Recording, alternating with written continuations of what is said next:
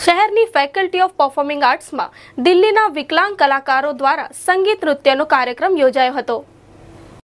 મહારાજા સયાજીરાવ યુનિવર્સિટીની faculty of performing આર્ટ્સમાં દિલ્હીના physical handicap વિદ્યાર્થીઓની ટીમે સંગીત નૃત્ય કરી ઉપસ્થિત સૌ શ્રોતાગણને આશ્ચર્યચકિત કરી મૂક્યા હતા. દિલ્હીના આ નૃત્ય group deaf and dumb ability unlimited નામની ટીમના 10 નૃત્ય કલાકારો અત્રે આવી ફેકલ્ટી ઓફ પરફોર્મિંગ આર્ટ્સના મહેમાન બન્યા હતા. ફિઝિકલ હેન્ડીકેપ નૃત્ય કલાકારોએ નૃત્ય વિભાગના વિદ્યાર્થીઓને નવી રાહ અને નવી દિશા બતાવી હોવાનું પરફોર્મિંગ આર્ટ્સના પ્રિન્સિપાલે જણાવ્યું હતું. આ સાથે આ ટીમે લાલ ભવન ખાતે પણ પરફોર્મ કર્યું હતું. નમસ્કાર. આજે નૃત્ય વિભાગ faculty of performing arts Maharaja Sayajirao યુનિવર્સિટીમાં અમારું ભાગ્ય હતું કે દિલ્હીના શ્રી સૈયદ પાશા એમના 10 નૃત્યકાર ભાઈ બહેનો સાથે આવ્યા.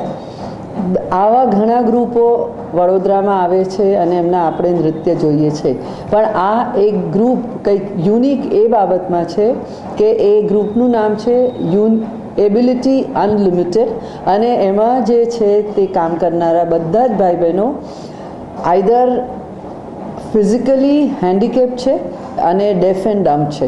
તો એ લોકો વ્હીલચેર ઉપર અને